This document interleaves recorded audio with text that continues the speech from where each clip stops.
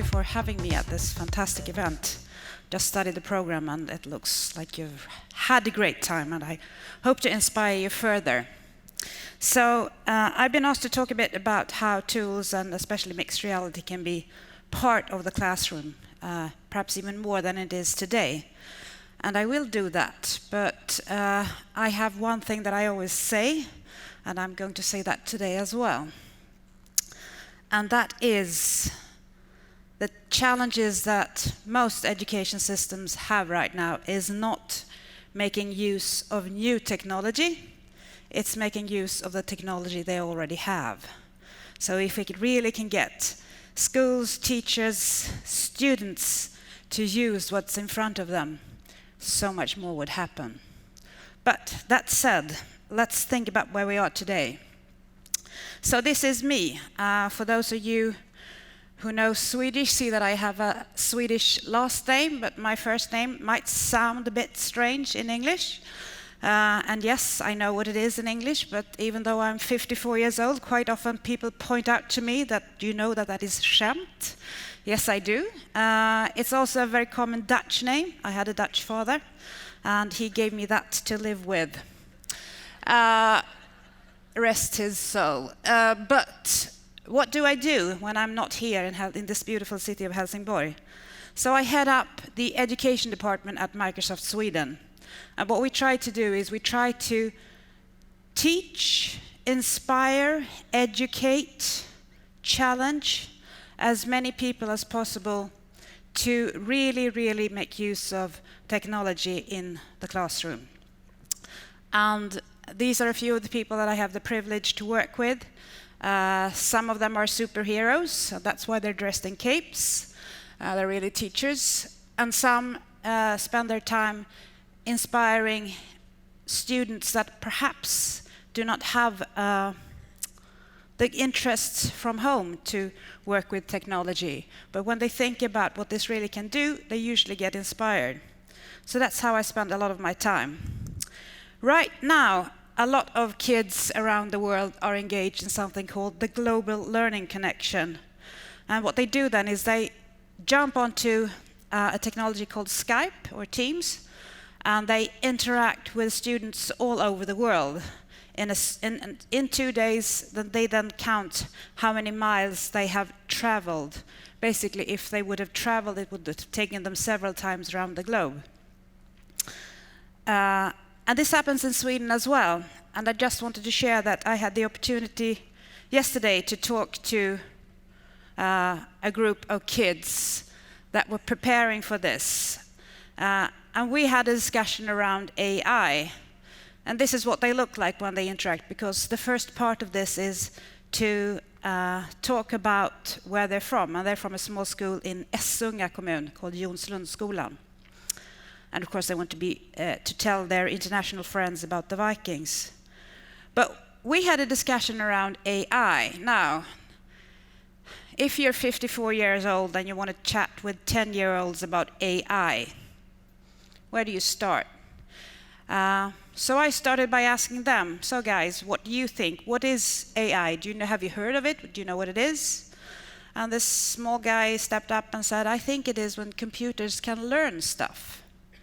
Yeah, that's probably it, something like that. And then we had a discussion around, what could you use the technology for? Any guesses? What do you think the first thing they come up with? If a computer can learn stuff, what would they do? Or would you have a robot or something like that do? Yeah, that was one of the first things. Do my homework. The second thing was, I want a robot that makes pizza. The third thing was, I want a robot that cleans my room. But the fourth thing came up from a lovely young student who said, wouldn't it be great if I had a computer that could comfort me when I feel sad? So I think there is a lot of hope for the young generation when they can think about that this technology can not just be used to make it smarter, to save time, to be more cost efficient, but also to comfort us, to stand for the soft values. I hope they have lots of fun today. They're talking to a class in France later on.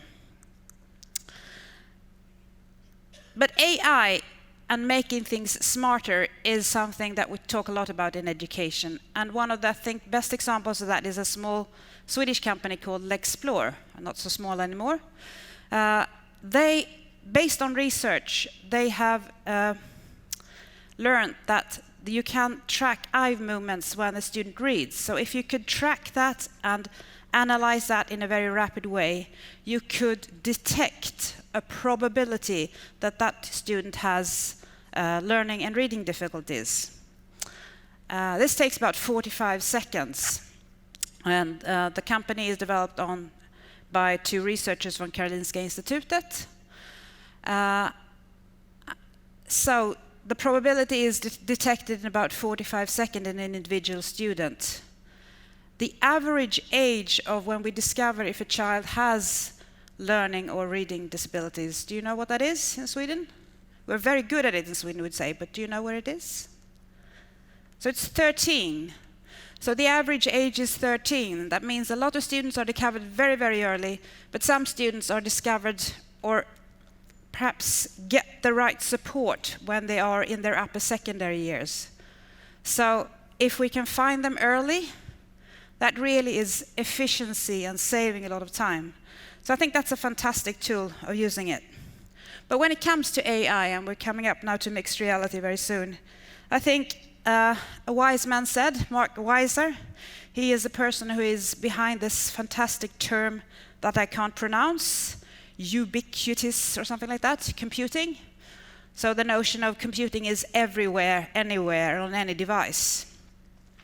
A long time ago he said that, and that's really what lies at the foundation of what we call the third wave of computing. But he said that the most profound technologies are not those that disappear. So they weave themselves into the fabric of everyday life until they're indistinguishable from it. So basically, the things that we don't notice are the best kind of technology. When I use my phone, I get a suggestion on what word I'm trying to read. That's a good way of using AI. So what kind of tool could that be? Well, it could be this kind of tool, something called learning tools. So what does this tool do? It helps someone who has difficulties with reading in making it better for them. It could be used on any kind of software, on the web or whatever you want. It does things like change the background, so I get a better background, one that I can read easier from. It makes the syllables stand apart.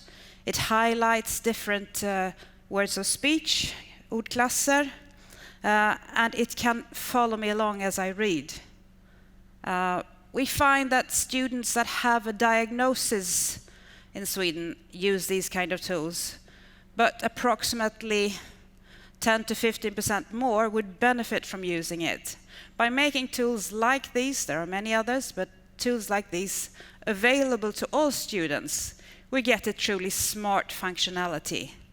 I am a very good reader. I started reading very early, but right now I get tired sometimes. So at 3 o'clock in the afternoon, I like to have my screen slightly larger. Or, even though I am a good reader, I really like sometimes to listen to the text. That functionality is in the computer. I would love to have teachers use it for every student, not just the students that have a diagnosis. On that note, another kind of technology that really can change things is something called Microsoft Soundscape. Has anyone heard of the app Seeing AI? Okay, look for it in the phone if you want to. But what this technology does, you get a pair of earphones, and you have your mobile, works on any of the platforms, and right now just in English. But what it does, it gets the information from the surroundings, so it can, if you're visually impaired, you can walk and you will get a lot of information. What kind of buildings are you in front of? What does the surface looks like? And where are you? So it really gives you a 3D map of sound. And so make sure you make a note of that and check the web page out. It's a really, really cool product.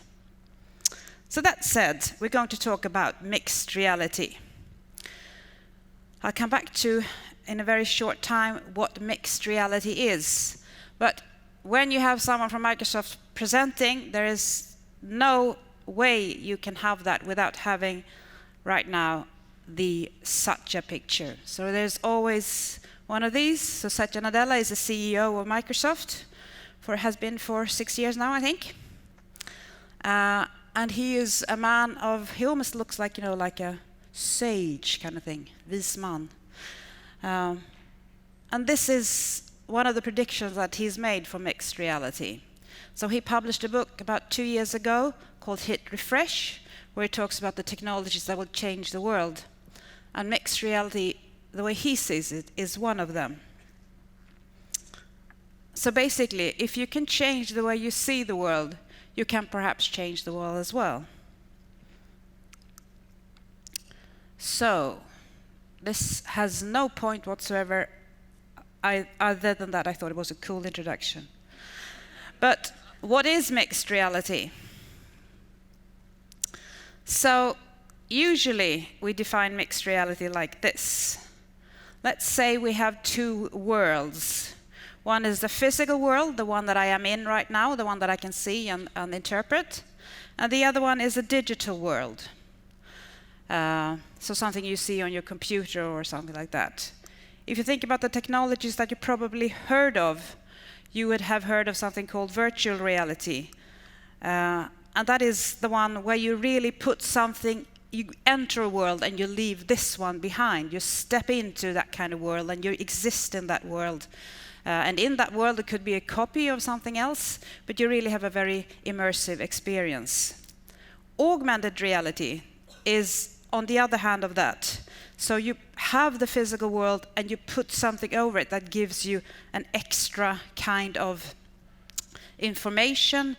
I usually like to talk about if a lot of people use their smartphone and perhaps measure something, that's definitely using augmented reality. But mixed reality is going between both of those. And why is that so strong? Well, it really, really helps the learning outcomes. So we can see that students have been using it and get a lot of positive effects around that. So what are those effects? It's a much stronger learning experience. I'll give you 2 examples very shortly. But we can see that they learn faster, they learn better, they have a better discussion around it. So basically they can talk to each other and learn from that. They feel much more energized and involved. And if there's something we know about when you learn, if you are involved, you really, really get good results. I'm sure you can relate to something that you really love doing, or perhaps you have someone nearby that loves doing something. They can suddenly learn all sorts of things. We have these small kids that can learn all names of a lot of different kinds of things. A very stereotyped thing is small guys and cars. They can learn every detail of that. So that is, I think, the same kind of mechanism. But just to give you an example of what it could be, this is mixed reality. This person is standing here. She is standing in front of a motorcycle and she's looking how to design this differently. But at the same time, there is, of course, no motorcycle there. It's all in her head. But or not in her head, it's in the computer that she has in front of her. But she can get a much better vision of how big it is, what she can do with it, what happens if you change the color, or if she, in this case, raise the tank a little bit. It gives her a much better visibility of that. And in education, we have these kind of examples. So if you're like me, born in the mid-60s when you went to biology, we had what in my case was, because the teacher I had was a Djurgården fan, he took out something from the cupboard and says, this is what happens to AIK-are. Basically, one of those old skeletons that you could perhaps look at. It was a good picture of what a skeleton was. You could study the bones and you could get a grip of it. but it wasn't very inspiring. But what happens if you get a hologram in the middle of the room and you really, really, truly, slightly, I think, disgusting, but also fascinating, can take away the layers of the body? We find that students that study this, both in biology in upper secondary school, but I think more important, in medical school, they get so much better results, they get a much better understanding of the human body. Hopefully they can make mistakes on this body rather than on any other body. So this is a very, very truly great example of what you can do. And I think as we go further, we will see that a lot of more examples like this will come. So the mixed reality, the business that is taking the most advantage of this right now is the gaming industry. So we see that a lot of interesting games coming out of that. But as we go forward, we see more and more examples from education as well. So, a body. So let's talk a bit about the body again. So here you have perhaps two people that look the same, but they aren't two people, because the lady in the back is Julia White. She heads up, she's one of the high executives at Microsoft, and she works with a technology called Azure. But what she's created here is that she's created a hologram of herself. And she presented this at a show in the middle of the summer. And what's unique with this hologram of herself, so it is Julia White, but it's also another Julia White somewhere else in the world, is that this other Julia White, the hologram Julia White, speaks Japanese.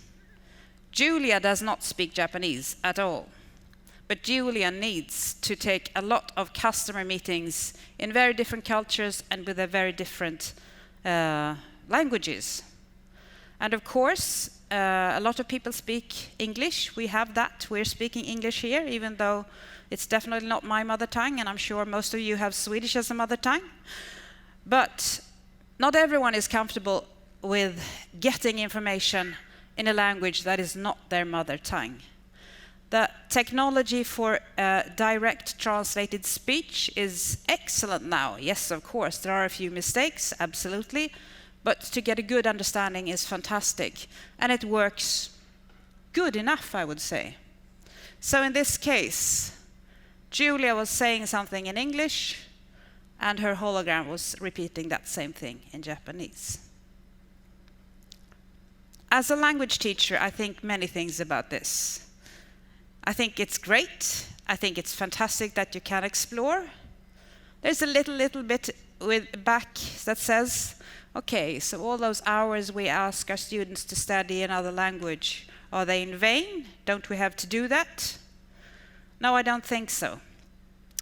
You have to have a good understanding of language to be able to see when it works and when it doesn't work.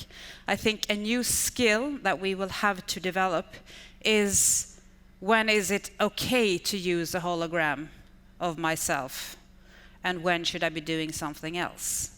So I don't think the holograms will take over. But it is a really cool way of getting behind the language barriers. It was really fun to see, as she was talking, that this hologram had her way of moving. And I know different cultures have different styles when they talk. I use my hands quite a lot, some don't. I'm not sure how that would work in Japanese. I don't speak Japanese. It looked very un-Japanese to me, but I have no idea. But it'll be interesting to see. So what are the hopes for mixed reality in education? Well, I would say they are about the same as for any kind of technology in education, and I really truly come back to that. The best thing that we still can do is using what we have. In Swedish, gjort. Just do it. There are so many educators and students that are still waiting. Please don't do that. But I think, like with any technology that we introduce in the classroom, it needs to make sense. So don't just introduce it for the sake of it, or because it's fun, or because it's a new shiny object. When does it contribute? Well, we've seen that it contributes when there's a complex area that we really need to get our hands into, or when there's lots of content that we want the students to get access to. So please do that. Or when they want to get an understanding of a complex thing like a eruption of a volcano. That's really a good way of using mixed reality. Right. And then I'll leave you with two things.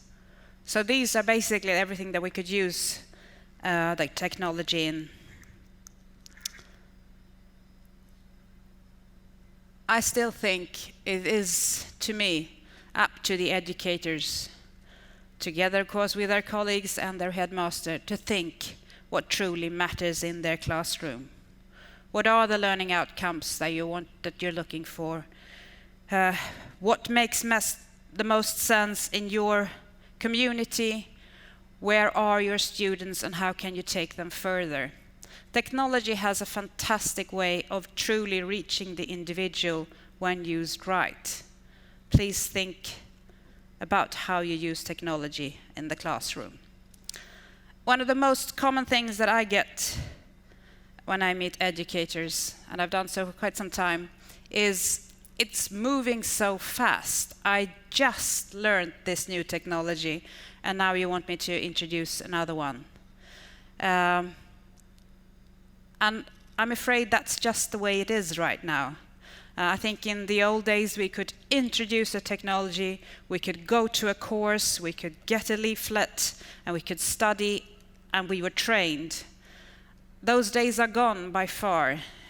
No one has given you an instruction on how to use Spotify or on how to use the Swedish radio app in your telephone. I'm sure you're doing great with it.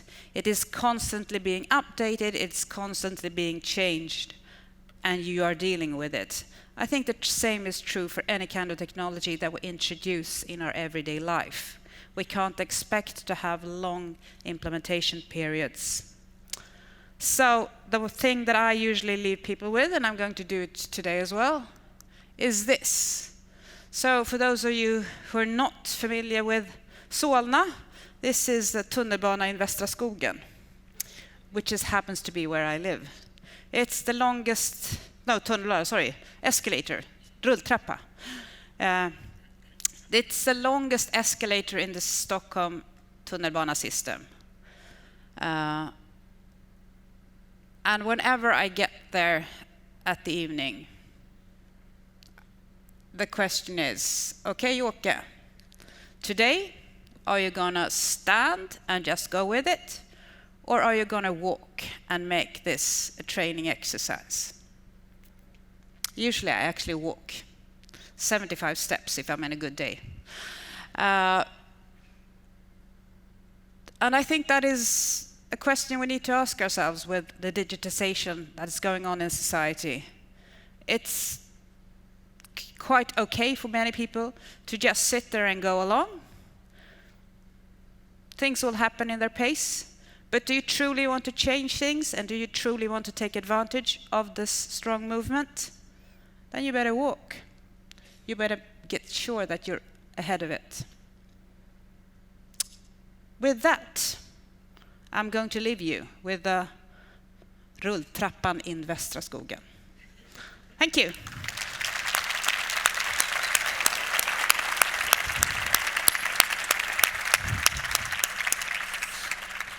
Thank you for that. And I think that was a very fitting image. And this is a room filled of people that I think nod and go, yes, I'm going to walk up those stairs. But one of the things that we've been talking about in this conference is how do we bring the whole? And I think outside of these walls might be a lot of people that actually feel that they're on another rulltrappa in another direction. And how do we get, and it's a perception thing. Sure. How do we get them to feel that we're at least on the same rulltrappa? Well, I think I know how to say escalator, by the way, but rulltrappa is much more fun. I like it when you mix the two languages. So I think to lead in change is always very difficult. A lot of people, I'm sure that you are leaders in either you lead yourself or you lead other kind of activities. It is difficult. In my company, we talk a lot about the popcorn kind of metaphor. So basically that a lot of when you popcorn and make popcorn on the Friday night, some people go off fantastically and they go, yes, I want to do this. But there are a few that stays at the bottom and nothing happens. You can wait for them a while, but my recommendation is perhaps not to wait too long. So basically challenge them, saying you could have a different kind of job, you could have a much more, hopefully, interesting kind of job if we do this together. I do not recommend that we kick people out because I don't think that's doable. But I think we need to challenge them, saying that this is not I'm so journey. impressed. You took us from the rulltrappa to the popcorn. Yeah. Two beautiful analogies saying the same thing. But I hear your message here. And in terms of the tech that you've been talking about, my sense is that the technology in the mixed reality is enhancing what's innately human about us. Sure. Augmenting our passions, and therefore we become better learners. How is the schools, the public system, taking that idea on? So, without discrediting what they've done previously, because I assume that's a balance. yeah. So I think one of the myths around education, technology and education, is saying that it's the young, cool teachers that take technology on and do great stuff. That's not true. I mean, some do, of course, but the good users of technology in the classroom are the teachers that are very secure in their own profession, so they know where they're going. They can involve it like that. So I would say they do it differently. We have found that they some have eldsjäl that starts and then that spreads, and some usually have a leader that says this is where we want to go. So it is different.